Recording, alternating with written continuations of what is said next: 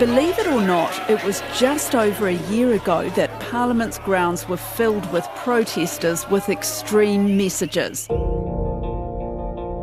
Jacinda's a terrorist! She's attacking our children! These people are the equivalent of war criminals. Well, with the election less than 5 months away, get ready for that kind of messaging on steroids with the help of some very sophisticated technology. The tools have moved on so far now, so imagine Wellington parliamentary protests, but with industrial-scale deepfake technology 1 week before the election. We really need to prepare ourselves for this and actually work out what happens if we get down the line and there are just multiple different versions of the truth and nobody can actually agree who won the election. That is the warning from tech expert Ben Reid, and he's an AI fan. I'm Sharon Brett-Kelly. Today on The Detail, the Fast, the Furious, boom, and the National Party attack ad. National's controversial Fast and Furious ad imagery was created in seconds, such as the beauty or the danger of online artificial intelligence services like Midjourney. But it has set off a debate that has caught many off guard. Are they the real Fast and Furious actors? I'm not sure. All I'd say on that one is I think dissing Fast and Furious isn't really acceptable. I've modelled my look on Vin Diesel. But that's not Vin Diesel. That's artificial intelligence. So today, AI and political advertising. What the heck are we in for this election? Our ability to distinguish what's real from what's fake online is rapidly going to be eroded even more than it has been in the last year, I think, by just the industrial use of this synthetic media technology. Ben, you're the author of tech newsletter Memia, and you call yourself a tech futurist, New Zealand's one and only. I'm sure there's a few around, but one of them. Which means that you're the right person for me to talk to about this. And first of all, I want to ask you, what do you think of this hoo-ha about National using AI in its ads? Well, look, I think it's really good that the country's having the conversation. I think there's something that we should worry about. Whenever you see marketing politically, it tends to be not a great representation of the truth. So whether you're using AI or not isn't necessarily a good or a bad thing. It's just the most marvellous thing that people have ever produced, but it's creating a lot of concern. It's just the scale of the problem where people actually believe without too much of effort what they would consume online. So that is a concern.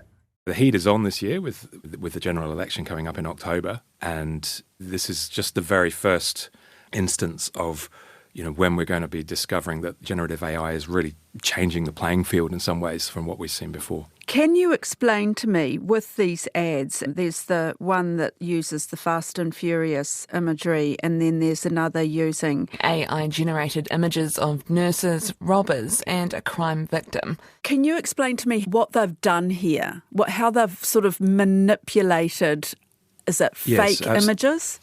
Yeah, absolutely. So you have the concept of generative artificial intelligence, and this is where a machine learning model is trained on pretty much all the content of the whole internet. You're able to then use that model that's created from that to generate new content, sometimes called synthetic content. And so there are a number of ways of doing this. You can use a chatbot model like ChatGPT, which creates text based on a model of all of the text that's ever been created on the internet and in literature, news, websites, and so on. And then another one you can do now is you can create text to image. And so you may have heard of tools like DALL-E. DALL-E 2 is a new AI system from OpenAI that can take simple text descriptions like a koala dunking a basketball and turn them into photorealistic images that have never existed before. Stable Diffusion. With Stable Diffusion, you can generate great images to create images exactly as you want them. And I think the one that was used in this context is probably the state of the art at the moment, which is a tool called Midjourney.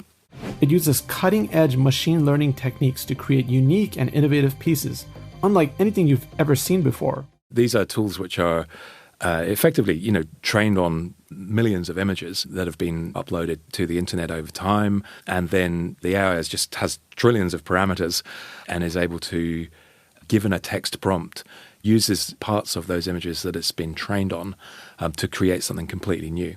And these tools are available for free or for a very small subscription. I think Midjourney is about $16 a month.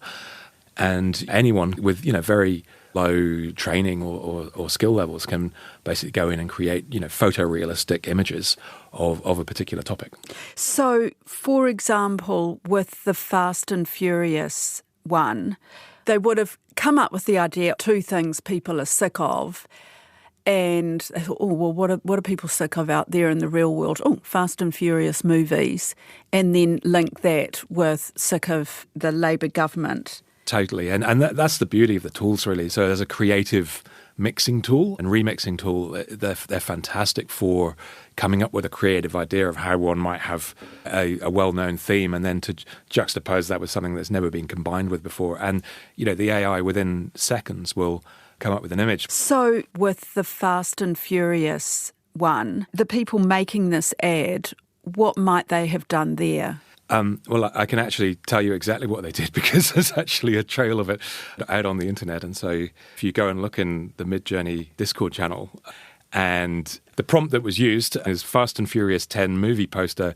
dark/black background, include all of the actors, an old car and a large X, and then all of the imagery is coming out of and ... So, so basically a simple prompt, instruction, which is leveraging, instruction, leveraging the Fast and Furious movie franchise. Yeah. I sometimes use it to imagine futuristic buildings or buildings I'd like to see built. And I tried the other day a new National Museum on the Auckland waterfront harbour in the style of Zaha did practice with traditional Maori carvings. And it came up with, some beautiful images, really quite stunning architectural concepts. Yeah, I guess that's a positive way of using AI, but people are quite scared of it still, aren't they? And I think what the national ads have done, like you say, it's alerted people to something that could be potentially negative. So this technology isn't going away, and it's, at its very earliest stages of, absorption into society. So political advertising by design is intended to manipulate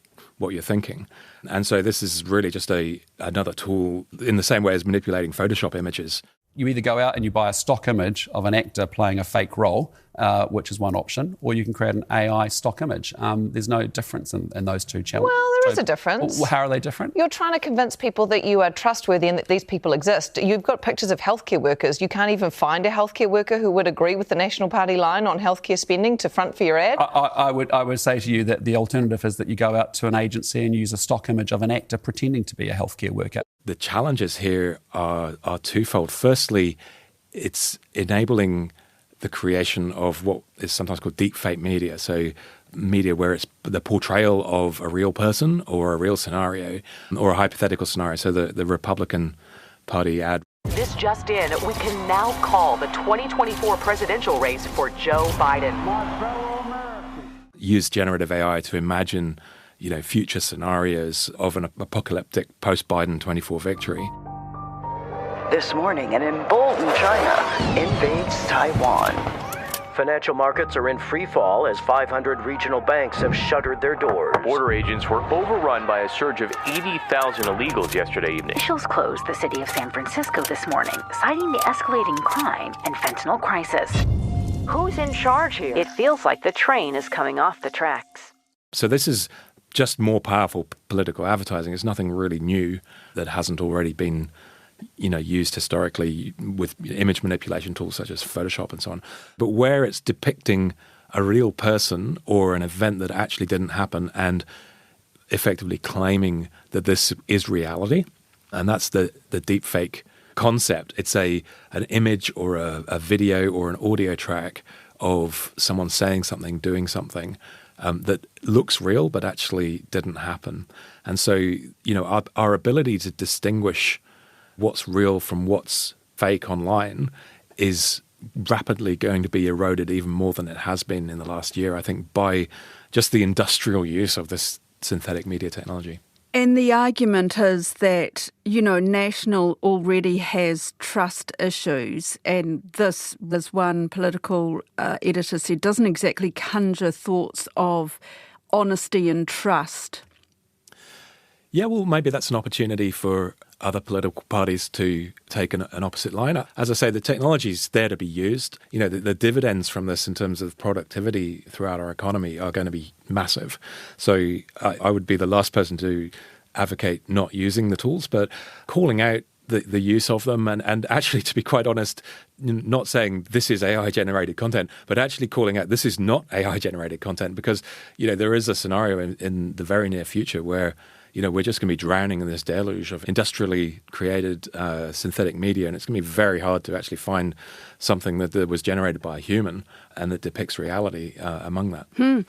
And if you have a line, this is not created by AI, I mean, are people even going to believe that anyway?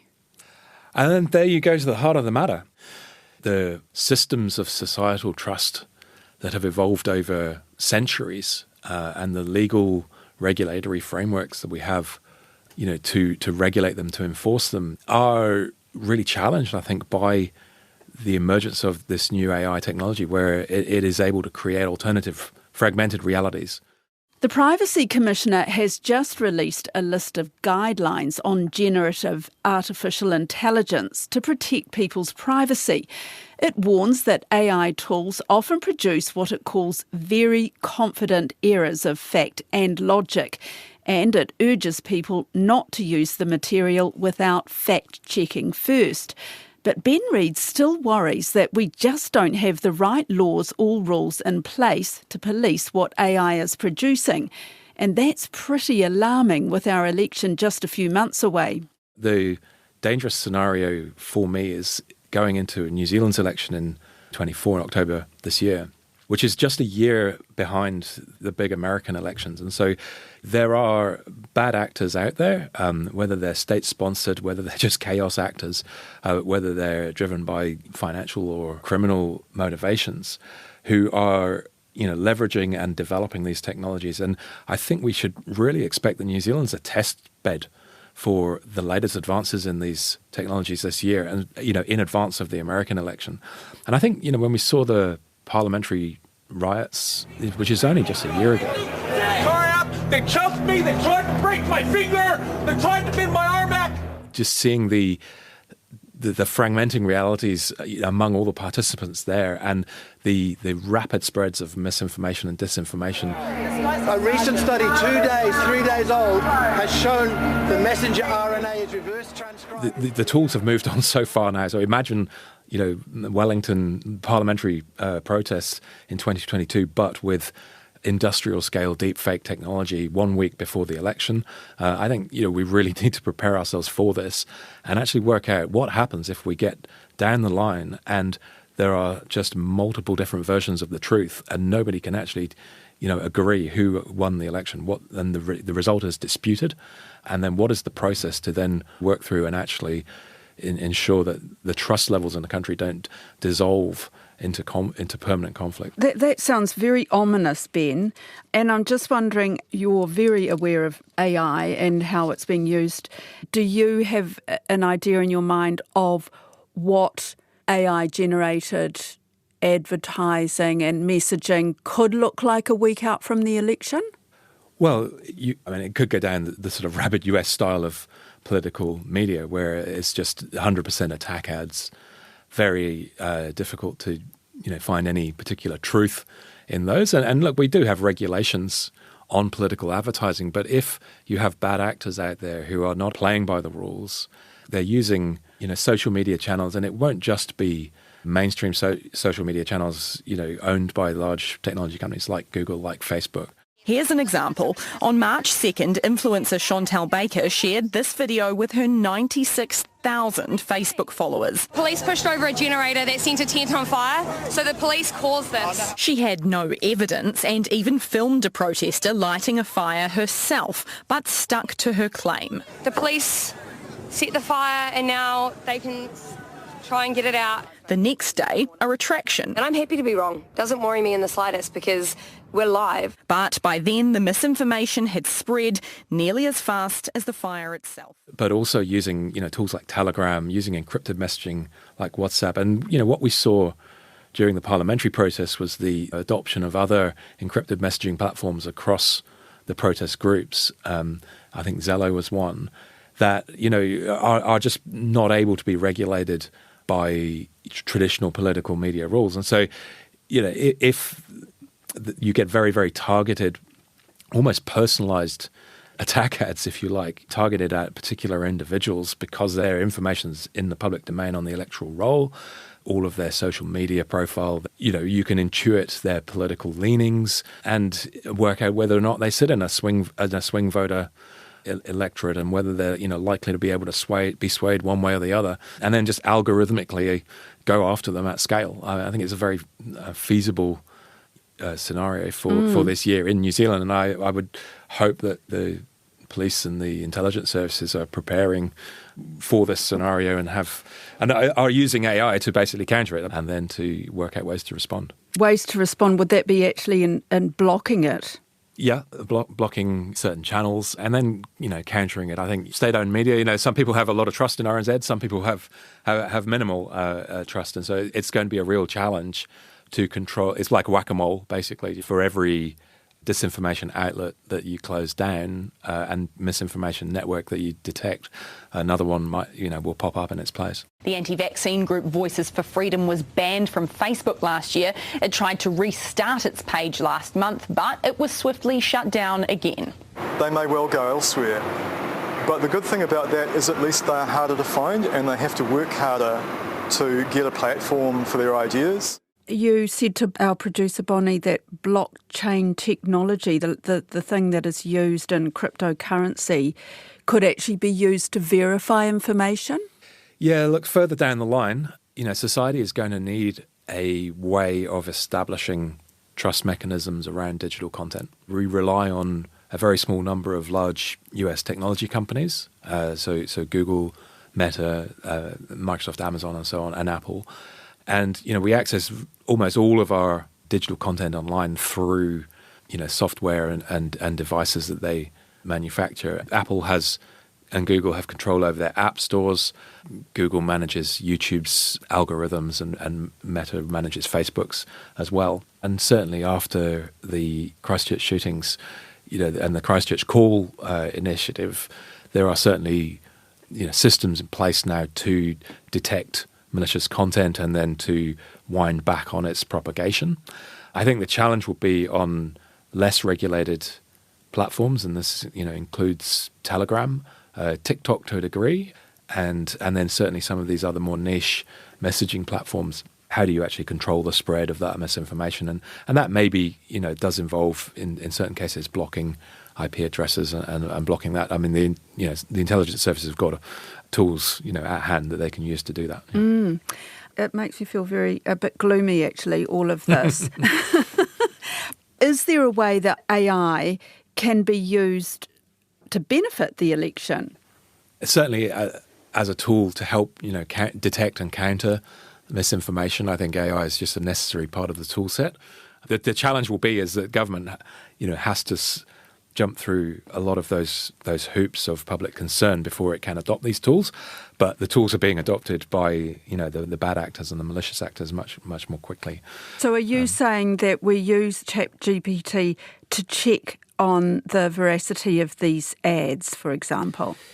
Yeah, whether it's able to, ChatGPT itself is able to do that, I don't know. But I think this is around just upskilling the general population, to be able to go to ChatGPT and say, what steps would I take to be able to tell the difference between synthetic media and real media, and to really, just as a tool to educate oneself on what's going on in this space.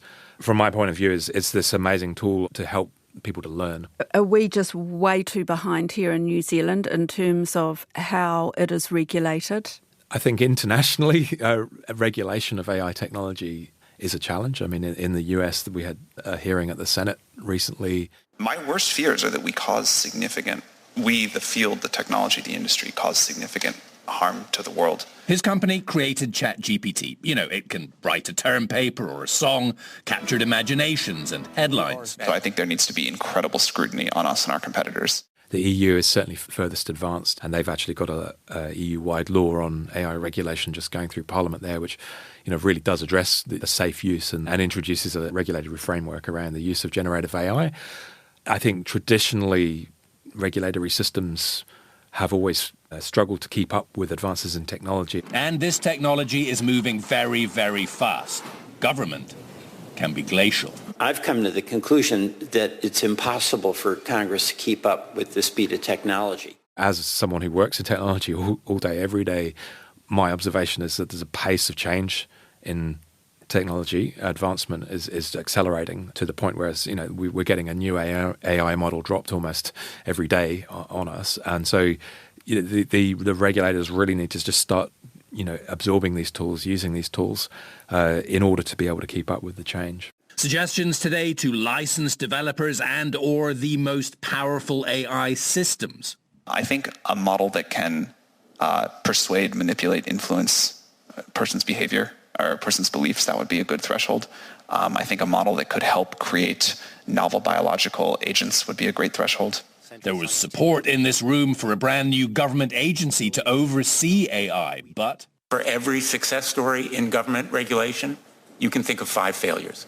That's the thing about AI. It's almost every day there are some really good news stories about AI. For example, on TV last night, there was the lovely story of a paraplegic man who can now walk. Using an AI algorithm, scientists were able to translate the brain signals wirelessly transmitted from his skull to make them into movement triggers. This so-called digital bridge transforming his thoughts into actions. Then there's the discovery of a new superbug-killing antibiotic, and that was discovered using AI. So, there are these really amazing positive developments, but it's almost like there's stuff out there that is so out of control. What do you use it for? And, just every day, how do you use it?